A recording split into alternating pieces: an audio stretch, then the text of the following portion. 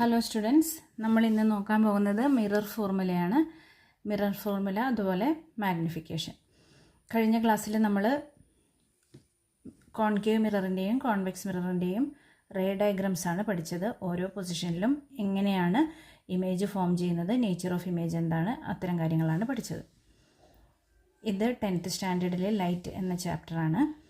ഈ ചാപ്റ്ററിലെ ഡീറ്റെയിൽ ആയിട്ടുള്ള ക്ലാസ്സുകളാണ് ഇപ്പോൾ ഞാൻ കൊടുത്തുകൊണ്ടിരിക്കുന്നത്. ന്യൂമറിക്കൽസും എല്ലാ കാര്യങ്ങളും ഇൻക്ലൂഡ് ചെയ്യുന്നതായിരിക്കും. ആരെങ്കിലും സബ്സ്ക്രൈബ് ചെയ്യാതെ ക്ലാസ് കാണുന്നുണ്ടെങ്കിൽ ഒന്ന് സബ്സ്ക്രൈബ് ചെയ്യാം, അതുപോലെ ലൈക്ക് ചെയ്യുക. എന്തെങ്കിലും സംശയങ്ങളുണ്ടെങ്കിൽ കമൻ്റായിട്ട് ചോദിക്കുക. ഓക്കെ, അപ്പോൾ നമുക്ക് ക്ലാസ്സിലേക്ക് കിടക്കാം. Mirror formula. കോൺകേവ് മിറർ ആയാലും കോൺവെക്സ് മിറർ ആയാലും നമുക്ക് യൂസ് ചെയ്യാവുന്ന ഫോർമുലയാണിത്. 1/f is equal to 1/u plus 1/v. ഇതാണ് മിറർ ഫോർമുല എന്ന് പറയുന്നത്. ഇതിൻ്റെ ഡെറിവേഷനും കാര്യങ്ങളൊന്നും നമുക്ക് പഠിക്കാനില്ല. ജസ്റ്റ് ഫോർമുല പഠിക്കുക.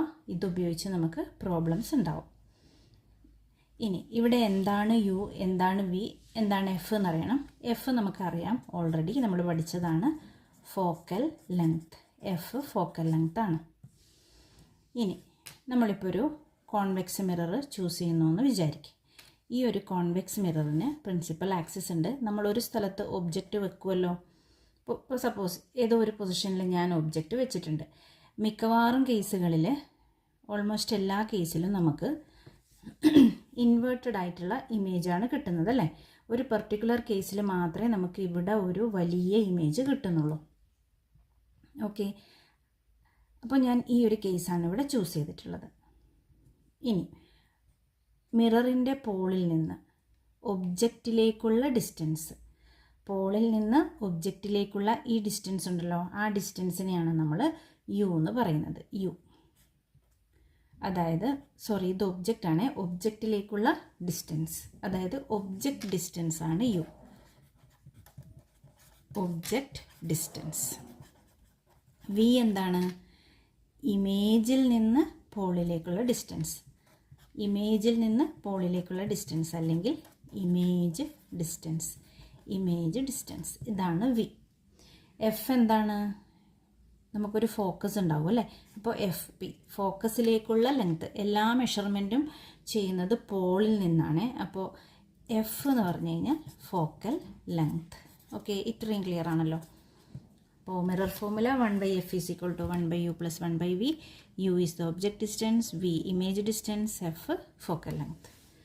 ഇനി നമുക്കിത് ഉപയോഗിച്ച് പ്രോബ്ലംസ് ഉണ്ടാവും.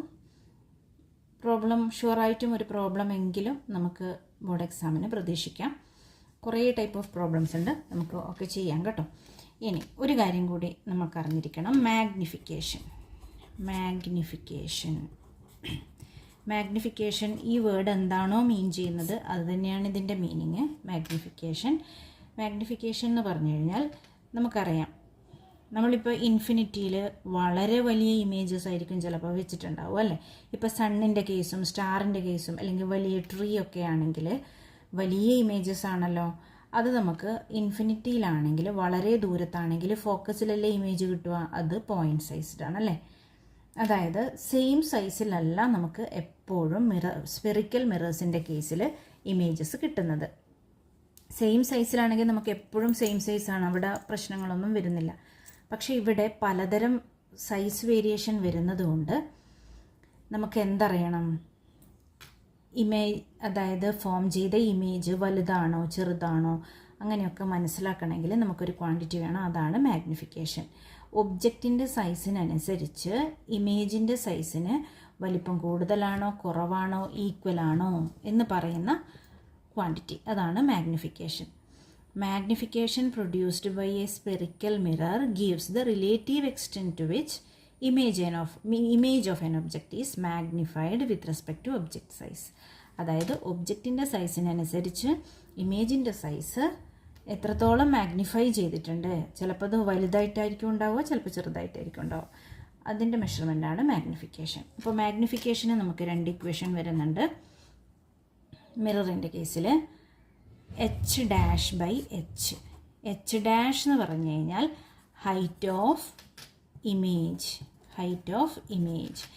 h എന്ന് പറഞ്ഞു കഴിഞ്ഞാൽ height of object. അപ്പോൾ height of image by height of object. ഒരു ഇക്വേഷൻ കൂടി വരും, M is equal to minus V by U. M is equal to minus V by U. വിയും യുവും നമുക്കറിയാം. നമ്മൾ പ്രോബ്ലം ചെയ്യുന്ന സമയത്ത് ചിലപ്പോൾ ഈ രണ്ട് ഇക്വേഷൻസും കമ്പൈൻ ചെയ്തിട്ട് നമുക്ക് ഉപയോഗിക്കേണ്ടി വരും. അതായത് ഇതുപോലെ minus V by U is equal to H dash by H. മിക്കവാറും കേസിൽ നമ്മൾ ഇങ്ങനെ ഉപയോഗിക്കാറുണ്ട്. എൽ എച്ച് എസ് ഈക്വൽ ആണല്ലോ, അപ്പോൾ ആർ എച്ച് എസ് ഈക്വൽ ആയിരിക്കും. Minus V by U is equal to H dash by H. ഇത്രയാണ് ഇക്വേഷൻ എന്നുള്ള രീതിയിൽ നോട്ട് ചെയ്യേണ്ടത്. ഓക്കെ, അപ്പോൾ നമ്മൾ ഇക്വേഷൻ പഠിച്ചു കഴിഞ്ഞു. ഇനി നമുക്ക് സബ്സ്റ്റിറ്റ്യൂട്ട് ചെയ്ത് പ്രോബ്ലം ചെയ്യേണ്ടി വരും. അപ്പോൾ അതിനായി ഒരു കാര്യം കൂടി നമ്മൾ അറിയണം, സൈൻ കൺവെൻഷൻ. സൈൻ കൺവെൻഷൻ്റെ കുറച്ച് കാര്യങ്ങൾ, കുറച്ച് സ്റ്റേറ്റ്മെൻറ്റ്സ് ഒക്കെ നമ്മുടെ ടെക്സ്റ്റ് ബുക്കിൽ കൊടുത്തിട്ടുണ്ട്. പക്ഷേ അത് പഠിക്കേണ്ട, കാണാതെ പഠിക്കേണ്ട ആവശ്യമൊന്നുമില്ല. എന്തൊക്കെയാണ് സൈൻ കൺവെൻഷൻ എന്ന് പറഞ്ഞിട്ട് നമ്മളോട് ഒരിക്കലും ഒരു ക്വസ്റ്റ്യൻ ചോദിക്കില്ല. നമ്മൾ സൈൻ കൺവെൻഷൻ അപ്ലൈ ചെയ്തിട്ട് പ്രോബ്ലം ചെയ്യുകയാണ് വേണ്ടത്. ഓക്കെ, അപ്പോൾ എന്താണ് സൈൻ കൺവെൻഷൻ നോക്കാം. നിങ്ങൾക്ക് എല്ലാവർക്കും അറിയാം, മാത്സിൽ നിങ്ങൾ കാർട്ടീഷ്യൻ കോർഡിനേറ്റ് സിസ്റ്റം പഠിച്ചിട്ടുണ്ടല്ലേ, കാർട്ടീഷ്യൻ കോർഡിനേറ്റ് സിസ്റ്റം. അപ്പോൾ ഇവിടെ കാർട്ടീഷ്യൻ സൈൻ കൺവെൻഷൻ എന്നാണ് പറയുന്നത്. ഓക്കെ, പോസിറ്റീവ് എക്സ് ആക്സിസ് ഉണ്ട്, നെഗറ്റീവ് എക്സ് ആക്സിസ് ഉണ്ട്, പോസിറ്റീവ് വൈ ആക്സിസ് ഉണ്ട്, നെഗറ്റീവ് വൈ ആക്സിസ് ഉണ്ടല്ലേ, അതുപോലെ ഒറിജിൻ ഉണ്ട്.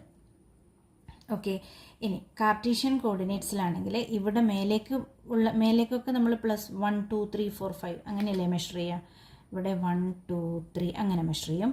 ഇവിടെയാണെങ്കിലും 1 2 3 അങ്ങനെ മെഷർ ചെയ്യും. ഇവിടെയാണെങ്കിൽ -1 -2 അല്ലേ. ഇവിടെയാണെങ്കിലും ലെഫ്റ്റിലോട്ടും -1 -2. ഇതേ സംഭവം തന്നെയാണ് ഇവിടെയും വരുന്നത്. അതായത് നമ്മൾ എന്തൊക്കെ മെഷർമെൻറ്റ് റൈറ്റിലേക്ക് ചെയ്യുന്നോ അതൊക്കെ പോസിറ്റീവാണ്. എന്തിൻ്റെ റൈറ്റിലേക്ക്? എല്ലാ മെഷർമെൻറ്റ്സും നമ്മൾ എവിടെ നിന്ന് സ്റ്റാർട്ട് ചെയ്യണം? ഈ പോളിൽ നിന്ന് വേണം സ്റ്റാർട്ട് ചെയ്യാൻ. അതായത് ഇവിടുന്ന് അടുത്തേക്കോ ഇവിടുന്ന് വലത്തേക്കോ. നമ്മുടെ സ്കെയിലിൻ്റെ 0 ഇവിടെ വെച്ചിട്ട് ഇവിടുന്ന് അങ്ങോട്ടോ ഇങ്ങോട്ടോ മേലേക്കോ താഴേക്കോ വേണം നമ്മുടെ മെഷർമെൻറ്റ്സ് ചെയ്യാൻ. അതാണ് ഓർമ്മിക്കേണ്ടത്. അതിലാണ് ഒരു കൺഫ്യൂഷനും വരാറ്. അതായത് നമ്മുടെ മിറർ ഇവിടെയാണ് വെച്ചിരിക്കുന്നത് ഒറിജിനൽ. ഓക്കെ, അപ്പോൾ വലത് ഭാഗത്തേക്ക് ടുവേർഡ്സ് റൈറ്റ് പോസിറ്റീവ് എക്സ് ആക്സിസിൻ്റെ ഡയറക്ഷനിൽ മെഷർ ചെയ്യുന്ന എല്ലാ വാല്യൂസും പോസിറ്റീവാണ്. മേലേക്ക് മെഷർ ചെയ്യുന്ന എല്ലാ വാല്യൂസും പോസിറ്റീവാണ്. താഴേക്ക് മെഷർ ചെയ്തതൊക്കെ നെഗറ്റീവ്, ലെഫ്റ്റിലേക്ക് മെഷർ ചെയ്യുന്നതൊക്കെ നെഗറ്റീവ്. ഇത്രയും ഓർക്കാൻ പറ്റുമല്ലോ. ഓക്കെ, ഇനി നിങ്ങളിപ്പോൾ വിചാരിക്കുന്നുണ്ടാവും മേലേക്കും താഴേക്കൊക്കെ നമുക്ക് എന്താ മെഷർ ചെയ്യാനുള്ളതെന്ന്. അതാണ് നമ്മുടെ എച്ച് ഡാഷും എച്ചും ഒക്കെ. Height of the object, height of the image ഒക്കെ മെഷർ ചെയ്യണമല്ലോ. അപ്പോൾ ഇത് നമ്മൾ ആക്സിസിൽ വെച്ചിട്ട് മേലേക്ക് വേണം മെഷർ ചെയ്യാൻ. കണ്ടോ, അപ്പോൾ ഇത് പോസിറ്റീവാണ്, ഇത് നെഗറ്റീവാണ്. അതായത് ഇതിൻ്റെ ലെങ്ത് ഇപ്പോൾ 10 ആണെന്ന് വിചാരിക്കുക. നമ്മൾ വാല്യൂ എടുത്ത് എഴുതുന്ന സമയത്ത് -10 കൊടുക്കേണ്ടി വരും. അതാണ് നെഗറ്റീവ് എന്നുകൊണ്ട് ഉദ്ദേശിച്ചത്. ഓക്കെ, അപ്പോൾ സൈൻ കൺവെൻഷനും